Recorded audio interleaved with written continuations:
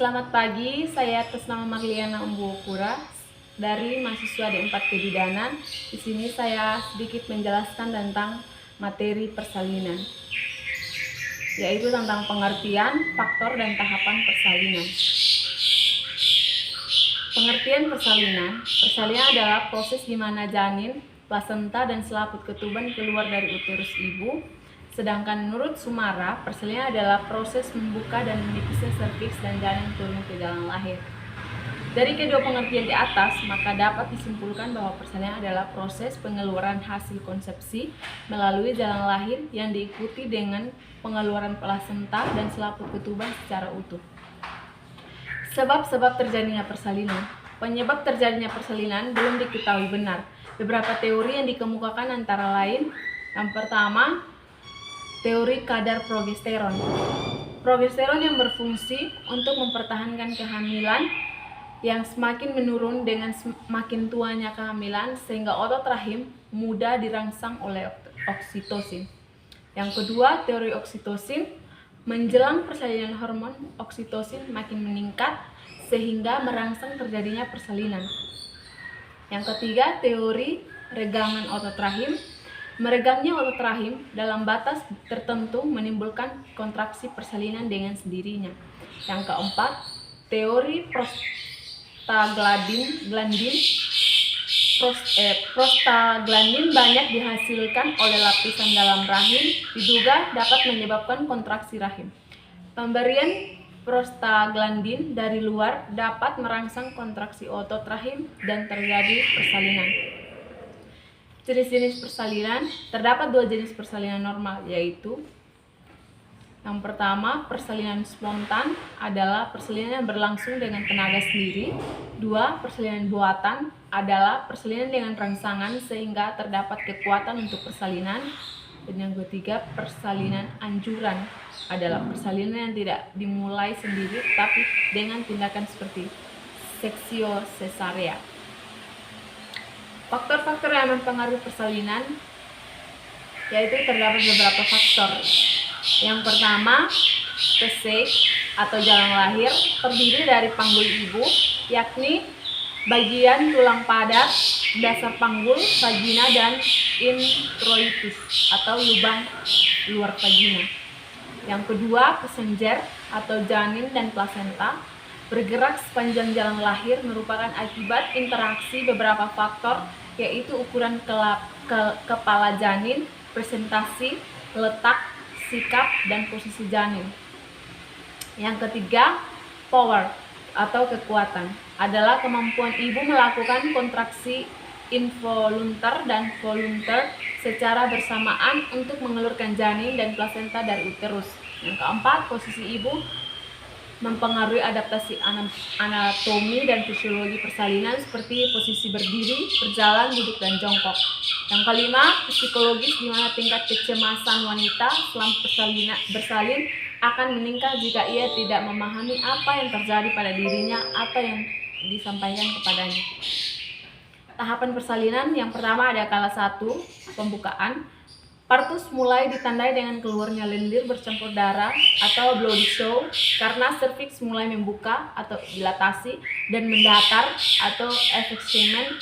Darah berasal dari pecahnya kapiler sekitar kanalis cervicalis karena pergeseran ketika serviks mendatar dan membuka. Kala pembukaan dibagi atas dua fase, yaitu yang pertama fase laten, di mana pembukaan serviks berlangsung lambat sampai pembukaan 3 cm berlangsung dalam 7-8 jam. 2. Fase aktif berlangsung selama 6 jam di bagian atas 3 subfase, yaitu 1. Fase akselerasi berlangsung 2 jam, pembukaan menjadi 4 cm. 2. Fase dilatasi maksimal selama 2 jam dan pembukaan berlangsung cepat menjadi 9 cm. 3. Fase deselerasi berlangsung lambat dalam waktu 2 jam, pembukaan menjadi 10 cm. Yang kedua, kala 2, pengeluaran janin. Pada kala pengeluaran janin, his terkoordinasi kuat dan cepat, kira-kira 2-3 menit sekali. Kepala janin telah turun masuk ke ruang panggul sehingga terjadilah tekanan pada otot-otot dasar panggul yang secara reflektoris menimbulkan rasa mengedan karena tekanan pada rektum. Ibu merasa seperti buang air besar dengan anus terbuka. Pada waktu his, kepala janin mulai kelihatan, vulva membuka, dan perineum meregang. His mengedan yang terpimpin akan lahirlah kepala diikuti dengan seluruh badan janin. Kala 2 pada prenin 1,5 jam dan para multi setengah sampai 1 jam. Yang berikutnya kala 3 atau pengeluaran uri. Pada kala 3 persalinan otot uterus atau myometrium berkontraksi mengikuti penyusutan volume rongga uterus setelah melahirnya bayi. Penyusutan ukuran ini menyebabkan berkurangnya ukuran tempat perlekatan menjadi semakin kecil, sedangkan ukuran plasenta tidak berubah, maka plasenta akan terlipat, menebal, dan kemudian lepas dari dinding uterus. Setelah lepas, plasenta akan turun ke bagian bawah uterus atau ke dalam vagina.